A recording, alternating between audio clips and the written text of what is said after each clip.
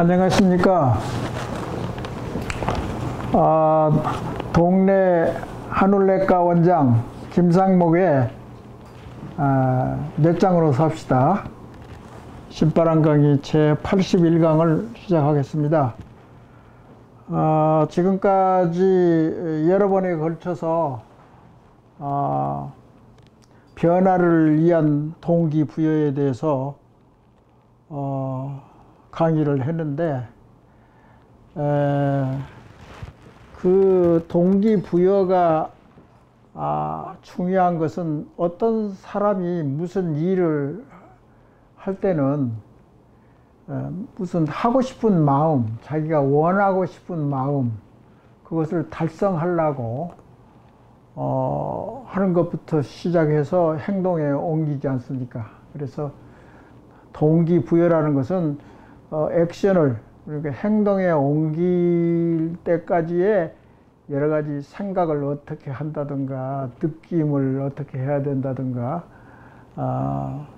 그런 감정, 정서 같은 것이 상당히 이제 느껴가지고 무슨 액션을 하게 되지 않습니까? 그래서 동기부여라는 것은 죄송합니다만 이제 영어로 하면 motivation, 그러니까 뭐 움직이려고 하는 동기, 그걸 이제 동기부여라고 하고, 동기부여는 외부에서 와가지고 자기가 하고 싶은 바를 이루는 것이 있고, 그렇지 않은 외부에서 자극이 없이 그냥 내부에서 자기 속마음, 우러나와서 하고 싶은 것이 있고, 그래서 동기부여라는 것이 과거에는 예를 들어서 생각만 하고 바로 액션을 취하는 그런 것들은 전부 다 습관에 의해서 그렇게 자동화된 거예요. 그것. 그러니까 뭐 일상생활에서 뭐 하는 잠을 자는 거랄지 식사를 하는 것은 자동적으로 우리가 느낌에 의해서 바로 액션을 취하고 식사를 하고 활동을 하고 출근을 하고, 그건 전부 자동화된 겁니다.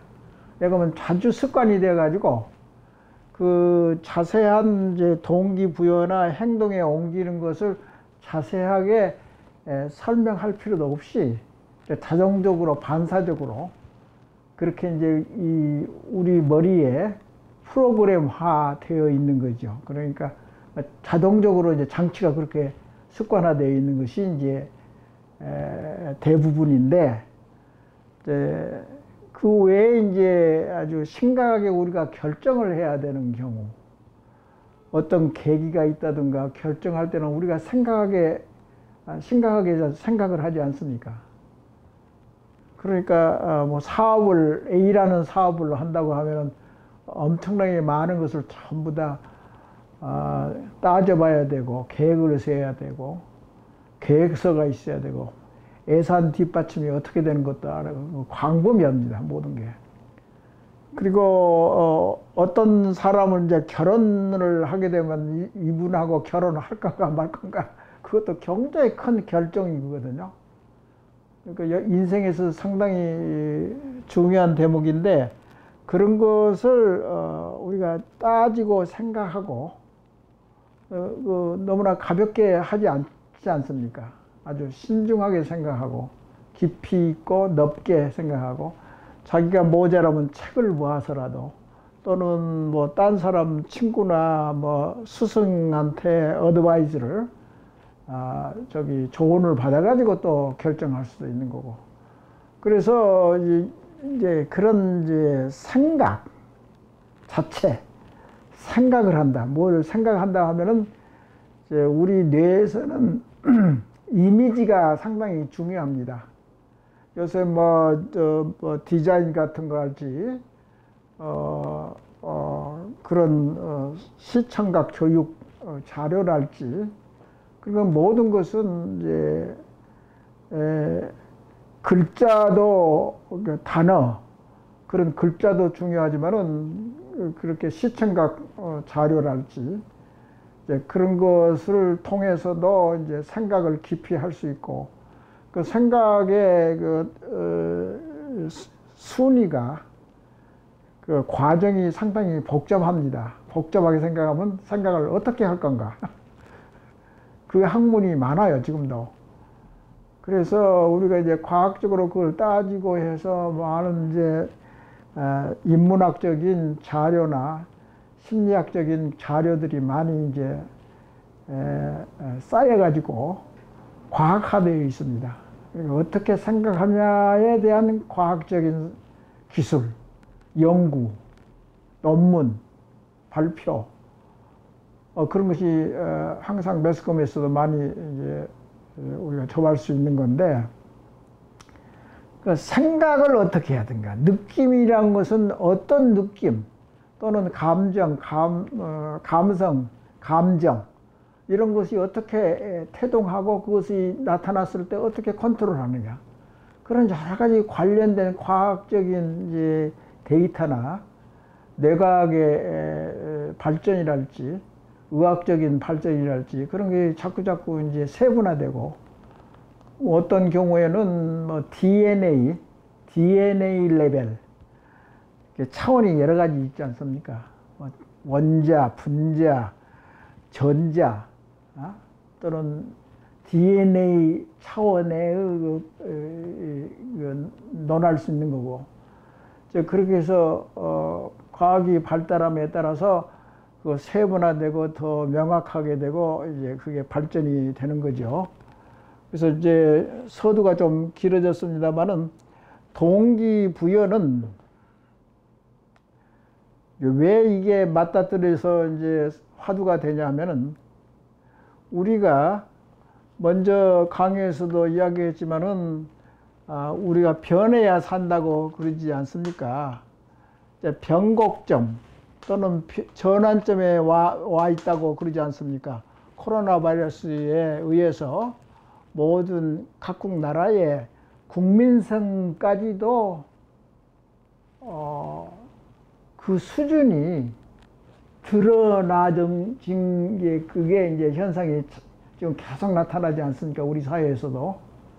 그러니까 우리가 아주 부끄럽게 생각하는 이제 빨리빨리 그런 DNA도 코로나 바이러스에서 빨리 정확하게 빨리 하고 그 시대상에 맞춰서 과학적으로 판단하고 추구하고, 그 다음에 그게 이제 빨리빨리 하는 것이 나쁘다고 이제 우리를 생각했지만은, 코로나나 이제 제4차 산업 이 지금 대두하고 있는 이제 이 마당에서는 빨리빨리가 굉장히 유리하게 됐다고. 시대가 바뀌어지고 이런 모멘텀, 뭐 코로나 바이러스가 됐든지 그럼으로써 우리가 결점으로 생각했던 것이 어떤 면에서는 장점이 되기도 하고 말이죠. 그래서 굉장히 인문 사회학적으로나 심리학적으로 많이 노출이 된다고. 그래서 이런 계기를 잘 넘김으로써, 계기란 것이 또 중요하거든. 타이밍, 어떤 타임에 의해서 우리가 의식을 개조하고 자연스럽게 또는 인위적으로 변한다는 것은 의식이 변하는 거잖아요. 그러니까 과학이 변한다는 소리는 잘 하지 않고, 예를 들어 4차 산업에 여러 가지 분야가 많은데, 원자력부터 시작해서 바이러스 학문에 의하든지 방역에 대한 의학이랄지 사회상이랄지 마스크를 쓰냐 안 쓰느냐 그런 문화가 각각 달라지거든. 동양하고 서양하고.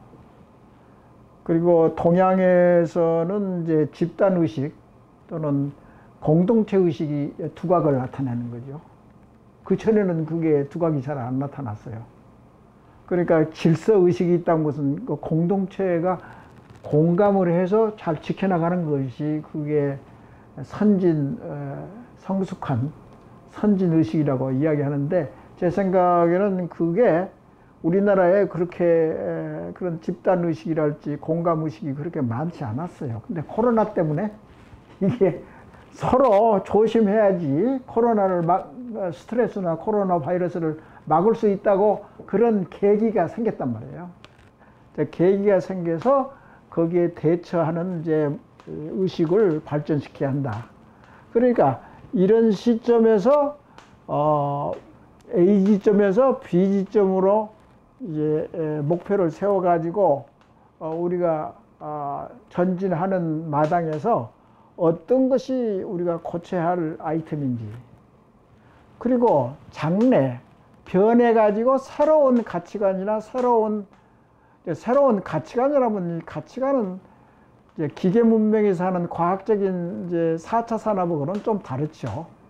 그러니까 이공계통, 인문학계통, 인문학계통은 새로운 가치관이 이제 중요하게 되지요. 이제 이게 기계 문명이나 4차 문명은 저절로 발전할 가능성이 굉장히 많아요.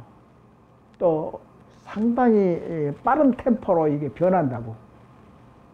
그래서 이제 각국에 이제 예를 들어서 코로나 백신을 누가 빨리 만들어내느냐. 지금 경쟁이 붙었잖아. 그러니까 24시간 각국에 그 분야에 있는 과학자들이 엄청나게 몰려 있는 거예요, 그냥. 그래서 그런 계기로 해서 이제 과학도 발전되지만은 그거에 못지않게 새로운 인문학 계통의 새로운 가치관을 정립한 것이 굉장히 중요하게 됐어요. 과거에 내가 과거 강의에 있어서 지금 기계 문명이나 기술 문명은 엄청나게 많이 발전할 건데, 이게 이제 인문학의 이제 가치 문화 또는 이제 인문학 계통의 그런 정신 문화는 오히려 퇴보를 한다든가 발전할 계기를 모르고 이제 우왕좌왕하는 경우가 지금 현 시대에 우리나라에서도 우왕좌왕한단 말이죠. 우리가 뭐가 좋고 우리 국민성이 뭐가 좋고 나쁘고 현재 시점은 또는 과거에는 어떻는데 앞으로 코로나 이후에 가치관은 세계적인 이제 추세와 맞물려서 동서양 문화를 융합하는 시대에는 어떻게 어떤 방법으로 A 지점에서 B 지점으로 발전할 이제 방향을 잡아야 된단 말이에요. 그래서 이제 이게 중요한 대목이고, 이제 오늘 강의부터서는 어떻게 해야지 잘 변할 수 있느냐. 그러니까 진단과 처방뿐만이 아니라 그러면 우리가 깨달아야지. 이게 잘못됐다던가 이런 방향이 좋다던 것은 그걸 알고 있어야지 그쪽으로 우리가 정진을 해가지고 변할 수가 있잖아요. 그래서 이 시점에서 변화를 위한 동기부여. 근데 동기부여는 이제 예를 들어서 이렇게 뭐 한번 머릿속으로 이렇게 적당히 생각해서는 얻은 것이 없어요. 항상 고민하고 공부하고 궁리를 하고 필요성을 느끼고 정말 원하는 것이 아니라 그냥 엄청나게 많이 원하고 다급해 가지고 위기의식을 느껴가지고 그렇게 느껴야지, 생각을 해야지, 그런 마인드가 있어야지 빨리 변한다. 이제 그런데 어떻게 변하느냐? 우리가 이제 보면 대부분의 일상생활에는 과거에 있었던 습관대로 일을 하잖아요. 일상생활을. 근데 아무 생각 없이 하거든. 너 택시를 타나 어디 학교를 가나 저기 직장에 출근을 하나. 그러니까 대부분의 시간을 생각 없이 이제 그 습관대로 하는 거죠. 근데 아무 이제 뇌로서는 일할 게 별로 없어요. 자동화됐기 때문에 그런 것들은. 근데 우리가 새로운 것을 만들고 생각하고 느끼고 행동하고 그러는 것은 항상 머리를 써야 된다고. 머리를 쓰면은 결국은 뇌가 일을 해야 되기 때문에 엄청나게 많은 포도당을 쓰고 있습니다. 산소. 그러니까 이제 특히 뭐 딴 조직은 뭐 여러 가지 물질들이 많이 대사가 일어나는데, 사실은 뇌 조직에서는 여기에서는 이제 인간이 가질 수 있는 제일 최고의 레벨이 이제 대뇌 중에서도 대뇌 피질, 그 중에서도 중요한 것이 전전 내에서, 앞에 있는 전전 내에서 기능을 하는 것을 많이 필요로 한다고. 그런 이제 역할을 할 수 있는 부분, 그러니까 새로운 가치관이랄지 4차 성명의 이제 이 과학적인 발전이랄지 전부 다 여기에서 일어나는 겁니다. 여기는 동물에서도 있을 수 있는데, 인간은 확실히 이런 분야가 굉장히 많이 발전돼 가지고 이 뇌 부분이 이제 일을 하게 되는데, 그래서 이제 어떻게 하면은 우리가 이제 변화를 빨리 하고 쉽게 할 수 있고, 그런 것이 굉장히 중요하지 않겠습니까? 이제 우리나라가 예를 들어서 IQ가 상당히 높다고 그러잖아요, 세계적으로 봐서. 근데 그 자체는 잠재력이 있기 때문에 그것은 뭐 그렇게 태어났으니까 그건 좋다 이게요. 그러지만은 그 이후에 이제 뭐 예를 들어서 3살부터 7살 이후부터서는 우리가 교육 환경, 그것에 의해서 발전하고 발전 못하고 이제 그런 것이 이제 나타나게 되는데, 그래서 이제 그 3살부터 7살부터서 자아 자부심을 기른다든가, 또는 4차 산업의 그 과학적인 두뇌를 발전시킨다든가, 새로운 가치관을 발전시킬 때는 항상 대뇌 피질이 역할을 해주고, 그 대뇌 피질이 성숙하고 자라고 올바로 자르고, 그것도. 그러니까 자아 자부심도 여러 가지가 있다고 내가 이야기한 것은 뭐냐면, 참되고 강한 자아 자부심을 원하는 거예요, 우리가. 근데 왜곡되고 삐뚤어진 자아나, 예를 들어서 여러 가지 거짓말을 잘한다든가, 사기를 많이 친다든가, 부패가 심한 그런 것은 우리가 발전시킬 필요가 없잖아요. 이제 그런 것은 이제 여러 가지 여담으로 이야기할 수 있는 건데, 여튼 이제 마음을 어떻게 잘 변화시키느냐, 이게 오늘 강의의 중점인데, 벌써 서두가 너무 길어가지고 사실 이게 상당히 일반 국민이나 일반 사람들한테는 내가 오늘 강의하려고 하는 이 대목이 상당히 어렵습니다. 그렇게 생각을 안 해봤기 때문에. 그리고 모든 것이 이런 그 필요성이 대두된 것도 얼마 되지 않습니다.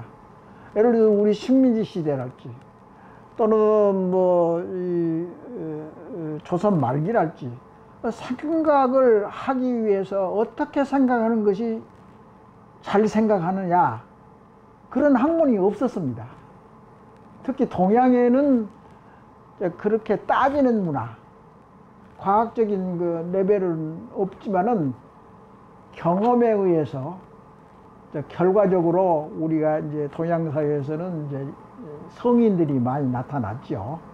인도에서부터 시작해서 예를 들어서 중국이랄지 동양에서 이제 공자, 맹자도 많이 나타났고, 또 부처님도 나타나고, 그래서 성현이 그분들이 어떻게 해서 생각을 어떻게 했기 때문에 어떻게 성인이 된지는 우리는 그렇게 거기에 대한 관심이 별로 없었습니다.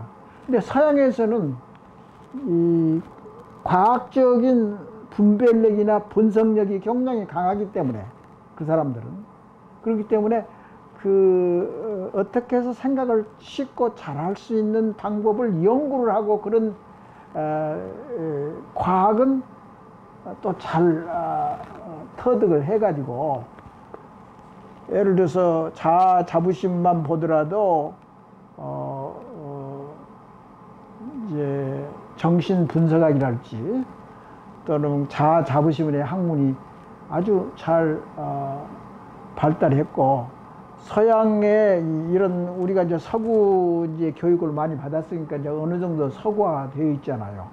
생각하는 능력도 더 서구적으로 분석적으로 과학적으로 많이 발전되고, 처음부터서 뭐 서양도 마찬가지지만은 뭐 무당이 옛날에는 의사가 무당이었잖아요.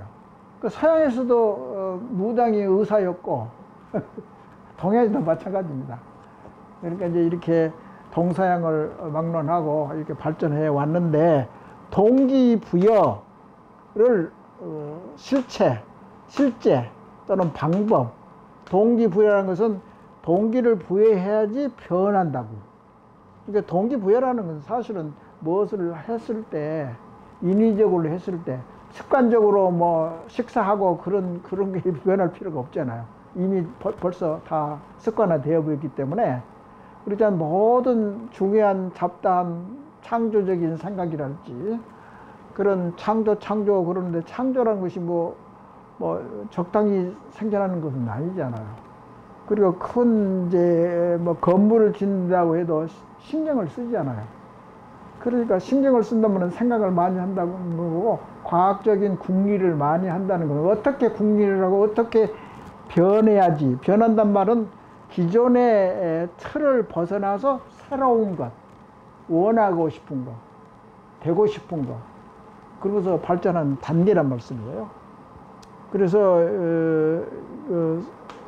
이게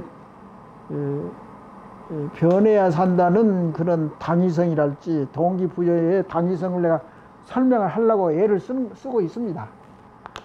그래서 근데 삶을 살 때도 변화를 자꾸 추구하고 그 경험을 쌓고, 그것도 그렇게 해야지 변화가 잘 되는 거지. 그러니까 변하는 것은 반복적인 것을 자꾸 또 생각하고, 이거 안 되네, 또 안 되네. 근데 에디슨이 전기를 발명했을 때 그 한 번, 두 번 했나요? 그러니까 이제 전력을 생산할 때는 뭐 1000번이나 실험을 했다고 그러잖아. 그러니까 반복적으로. 그러니까 뭐가 됐든지, 인문학적인 문제가 됐든지 과학적인 문제가 됐든지 같은 것을 달리 생각해보고 다른 안목으로 생각하고 그런 훈련을 쌓고 반복적으로 그렇게 해야지 새로운 아이디어나 새로운 길이랄지, 새로운 문화가 됐든지 의식이 됐든지 그렇게 바뀐다고. A 지점에서 B 지점으로. 목표가 어디가 잘 정하는 것이 또 중요하겠지만, 그래서 그렇게 부단히 노력하고 하면은 그런 자세가 중요하다고. 그렇게, 그러니까 이제 예를 들어서 나는 과거에도 일본을 많이 여행을 해봤지만은 공부도 많이 해봤는데, 일본은 좋은 점도 있고 우리나라가 배울 점도 굉장히 많고 지금도 그래요. 마찬가지입니다. 근데 우리가 그거 그냥 모른 척 지나간 거지.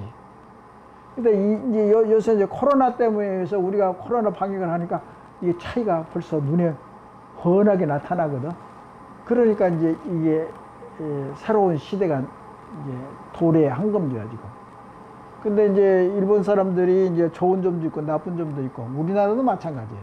근데 어떤 거 좋은 점을 우리가 잘 더 발전시키고 모자란 것을 채워야 되는데, 아직 이 의식 개혁에 있어서는 아직도 갈 길이 굉장히 멀다고 생각합니다. 그런데 제가 공부를 해보니까 항상 이야기하지만 중국이나 일본 사람에 비해서 우리 한국 사람이 자아 자부심이 발전할 잠재력이나 그런 능력이 굉장히 월등하다고 나는 생각한 사람입니다. 공부를 해보니까 그렇게 느껴지더라고요.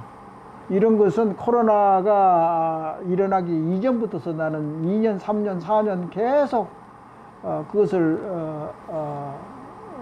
확고하게 이제 그런 신념이 있었던 거죠. 그래서 그럼 이제 어떻게 하면은 마음을 잘 변화시킬 수 있느냐. 그리고 서서히 이제 변할 수 있는 것 있고 없는 것이 있습니다. 그걸 잘 가려야 되는데, 그것은 이제 우리 일반 저도 마찬가지지만은 일반 사람들은 몰라도 됩니다. 단지 제 강의를 듣고 아 저렇게 하는 경우도 있구나, 그런 이제 일반적인 태도나 인식이랄지 뭐 그런 것을 우리가 알고 지나가면 되겠습니다. 그렇게 어려운 문제들은 심리학자나 정신과 분석 그런 계통의 또는 지식이랄지 또는 그에 관련된 학자들이 해결하면 됩니다. 일반 사람이 전부 다 할 수는 없잖아요. 근데 그 일반적인 개념은 알고 있어야 된다. 그래서 조금씩 변한다. 내가 말랑말랑 해가지고 말랑해가지고 이제 굉장히 큰 능력을 내가 가지고 있기 때문에 기억이랄지 또는 생각이랄지 그런 것들이 분자화되어 있단 말이죠. 기억 단백질이란 말도 쓸 수 있는 거고, 기억에 관여하는 DNA가 있을 수 있고, DNA뿐만 아니라 분자 물질 또는 이제 뇌세포에서 생산되는 신경 전달 물질이 어떻게 변한다든가, 그런 게 전부 다 규명이 계속 되어 왔잖아요. 그래서 어떤 경우에는 그 변화가 갑자기 일어날 수 있거든요. 그러니까 갑자기 변하는 것은 이제 사랑하는 사람이 갑자기 사망을 했다든가, 그런 경우가 스트레스가 제일 많습니다. 단 이제 서로 아주 진짜 사랑하는 관계에서 이별이 있으면은 굉장히 슬픈 거죠. 인생에서 그 스트레스가 굉장히 많습니다. 사망했다든가 이별했다든가 이혼을 했다든가, 그런 것들이 대두될 수 있어서 그러니까 이제 변화에 대한 요령이나 방법,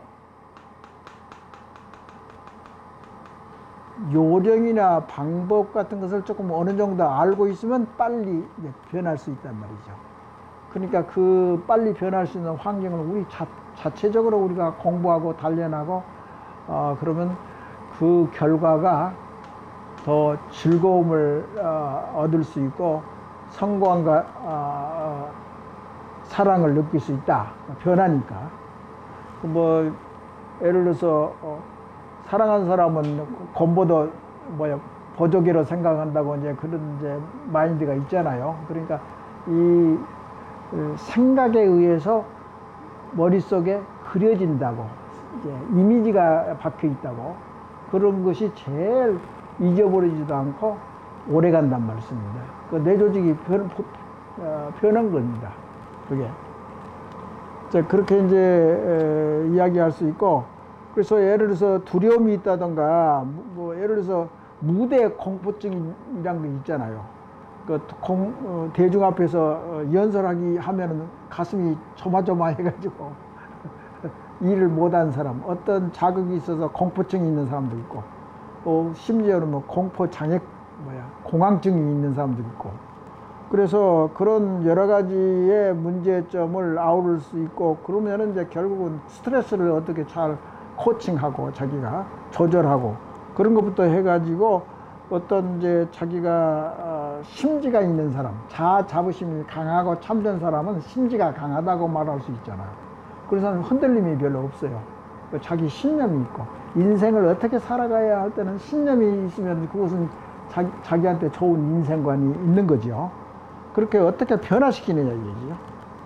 그리고 예를 들어서 절망이 있을 때는 어떻게 해서 어떤 방법을 취하면은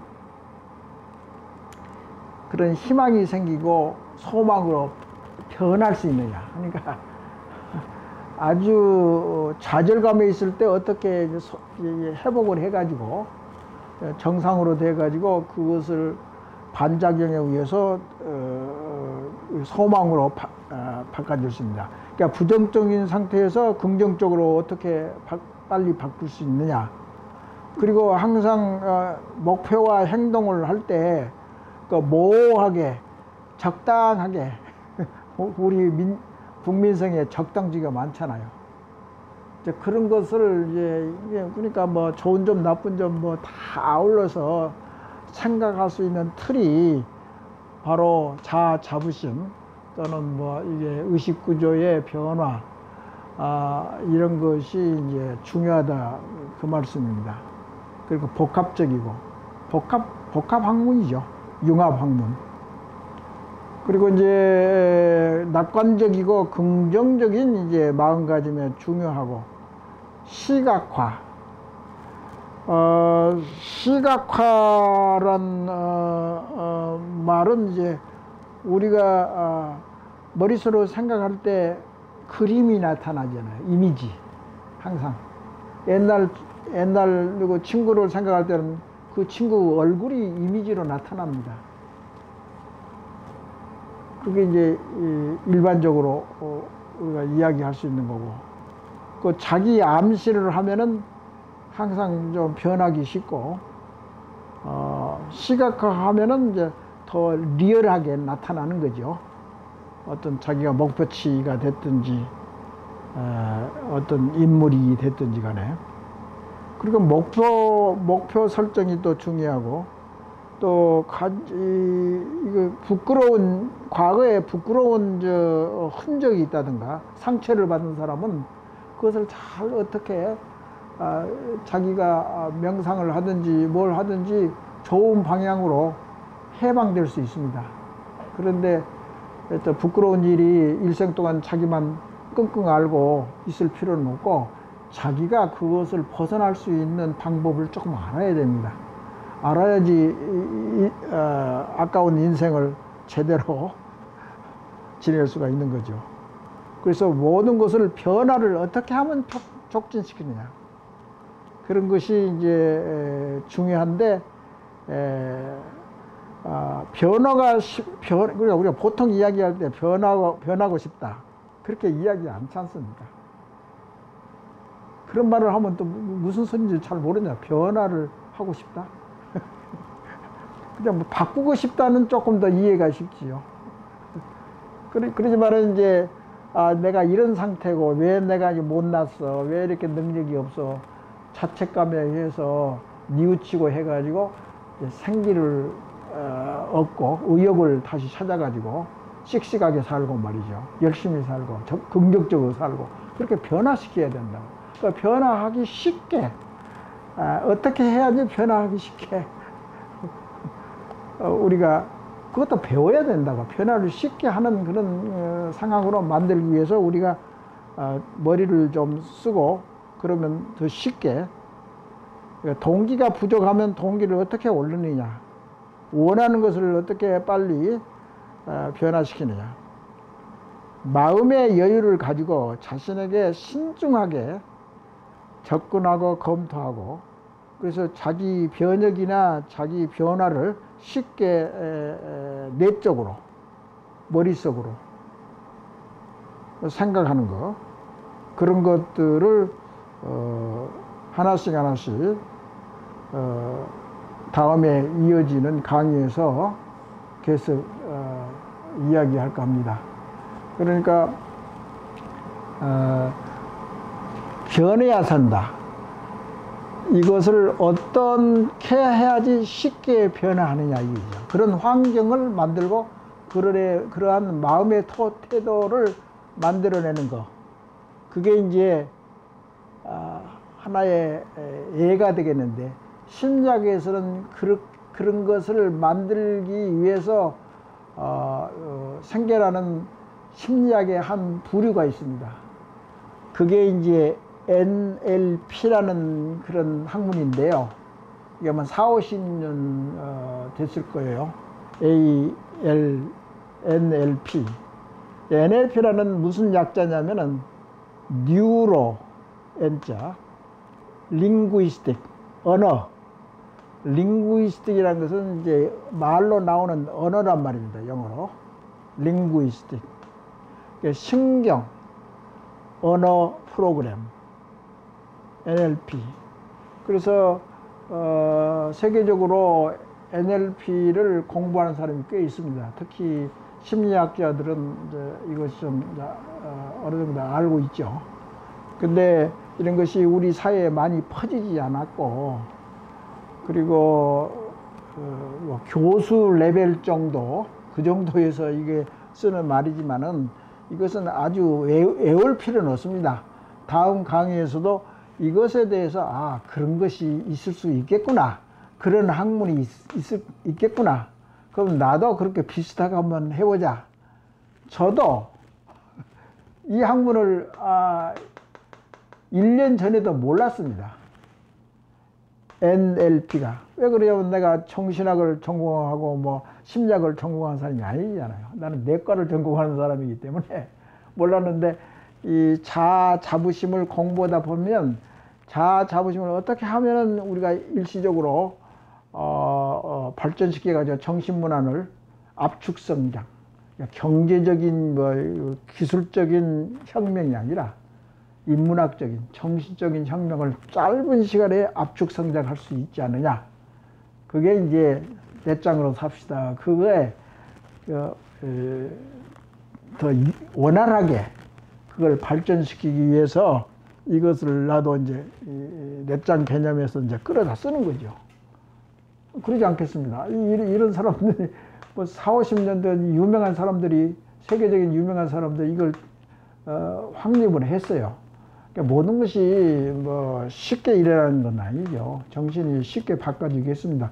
성격이나 예를 들어서 뭐 그런 거 있잖아요. 성격이랄지, 그러면은 그 유전적인 면이랄지, 선천적으로 태어나는 그런 능력이 있는 사람들은 있는 거고, 근데 교육에서 지금 그런 선천적인 게 아니라 후천적인 교육 환경에 의해서 인격을 고양시키고 좋은 성인이 될 수 있는 그런 것은 사실은 뭐 교육, 노력, 또 주위 환경, 국가적인 정책, 그런 것에서 많이 좌우되기 때문에, 그러니까 경제적인 것도 중요하죠.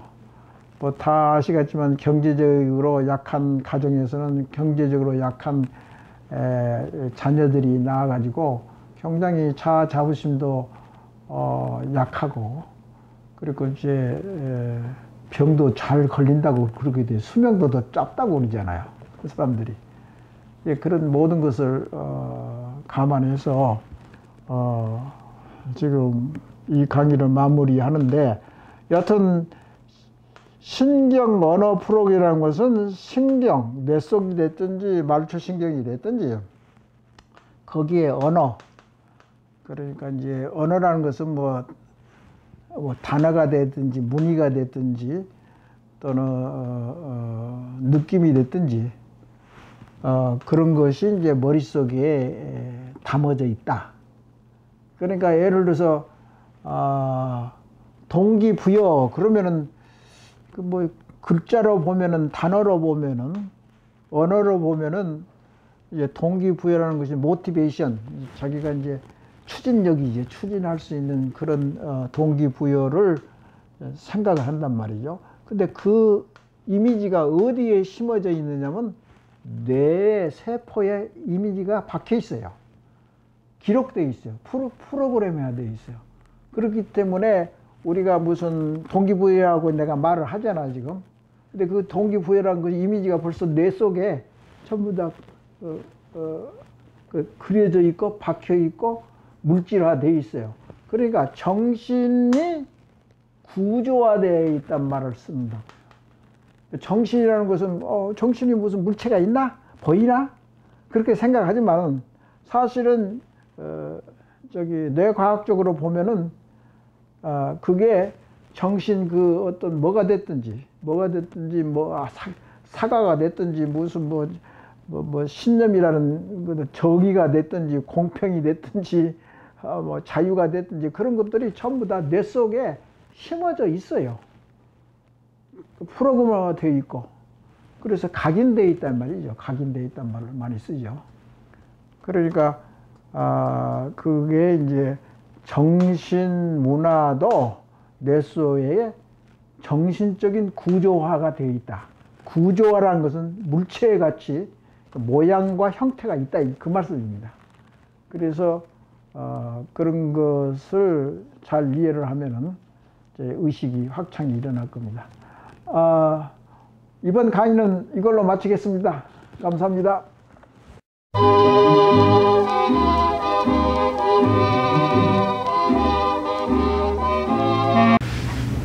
내과 의사 김상목입니다. 이번 강의 제 13강은 여기에 칠판에서 그림을 그려놨는데, 자아 개념을 아주 재밌게 다원적으로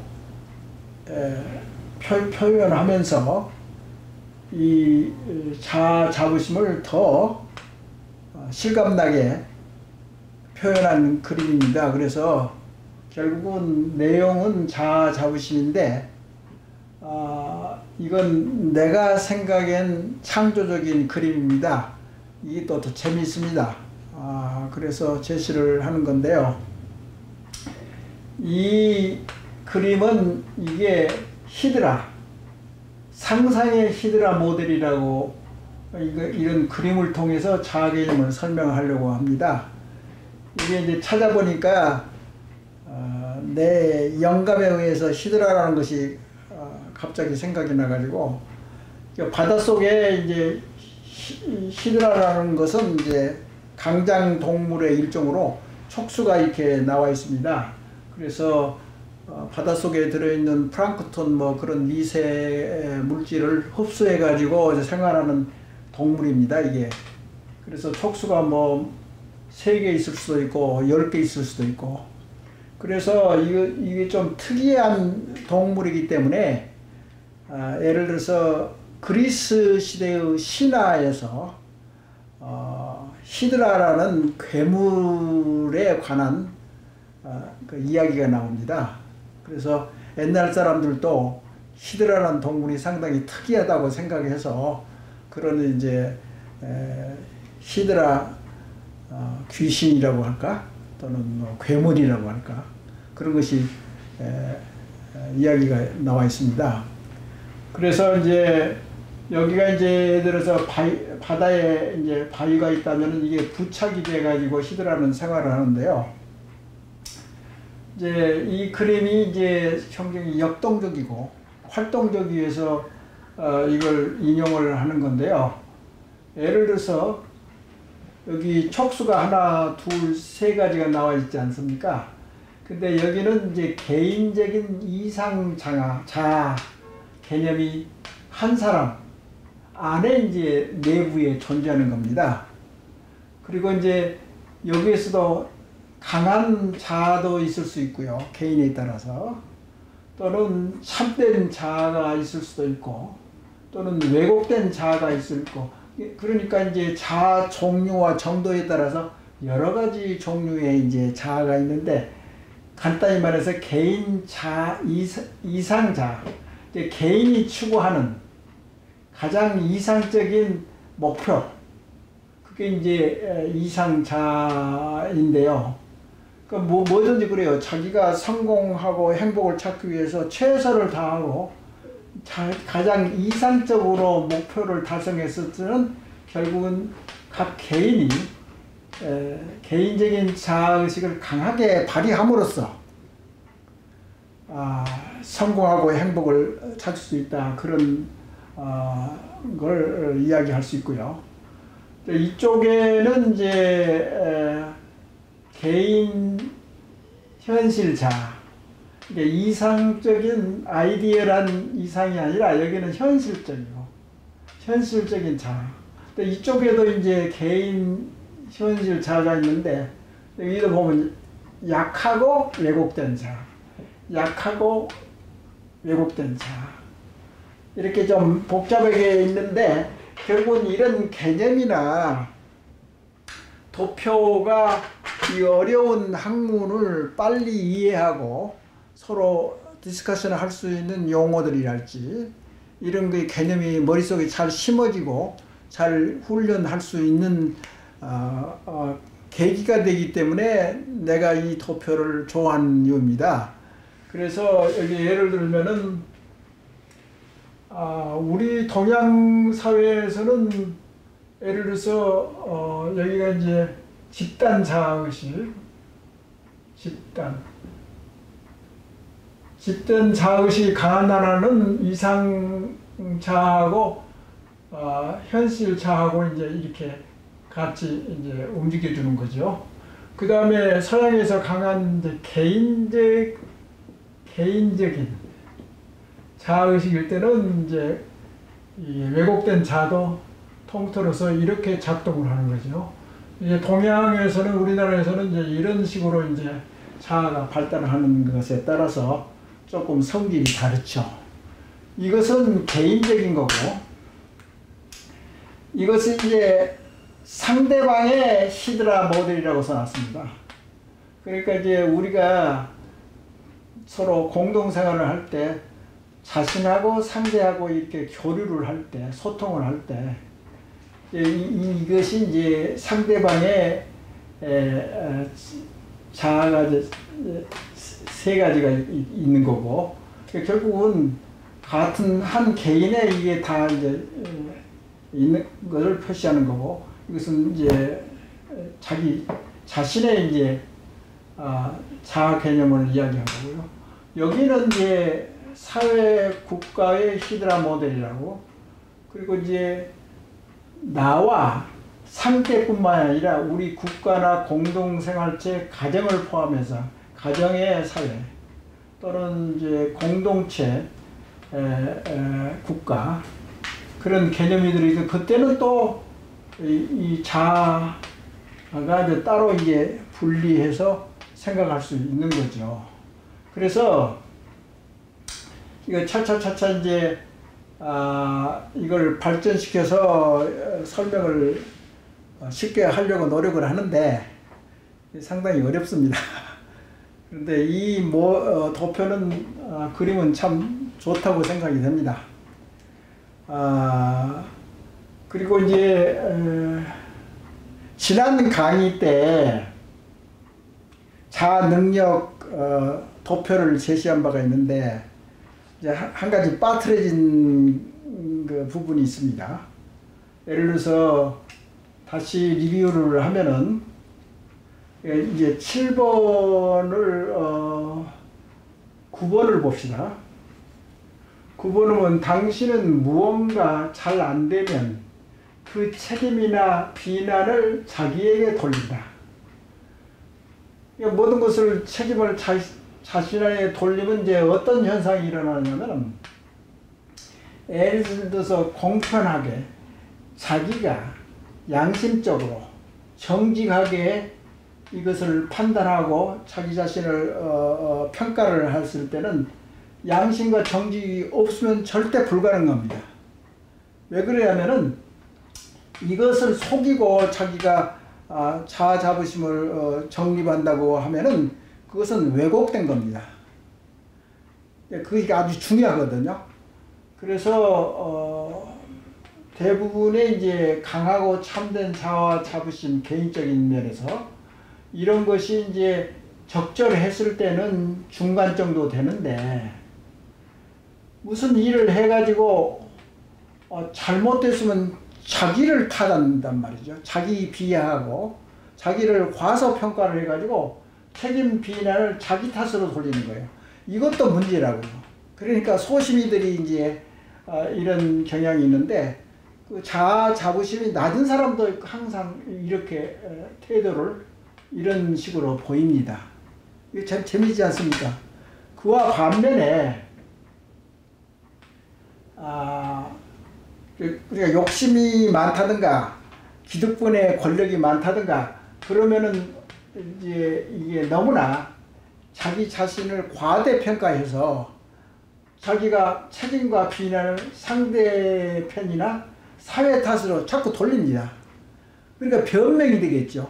자기는 아무 관계없다, 책임이 없다.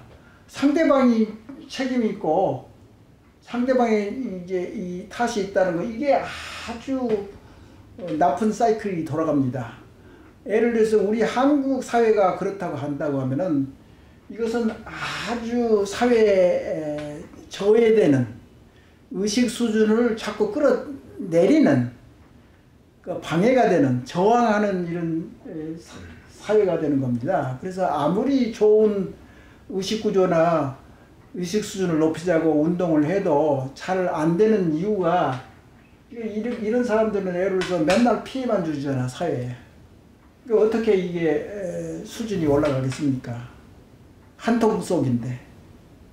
아무리 국제사회에서 의식은 그렇게 빨리 변하는 것은 아닙니다. 그렇기 때문에 노력이 필요합니다. 그 노력을 축적돼서 성공한 나라가 구미 선진국이고 일본이라고 나는 생각합니다. 그렇기 때문에 일본 사회나 중국, 한국, 서양 사회를 잘 피부로, 몸으로 체험한 나로서는 이런 것이 나올 수밖에 없습니다. 그렇지 않으면 이런 방식을 계속 한다면 우리나라에서도 왕따가 생기기 마련이죠. 그런 의미에서 앞으로 계속 이 부분에 대해서 다음 강의까지 또 다시 준비를 해서 강의를 마련하도록 하겠습니다. 이번 강의는 이것으로 끝내겠습니다. 네, 감사합니다.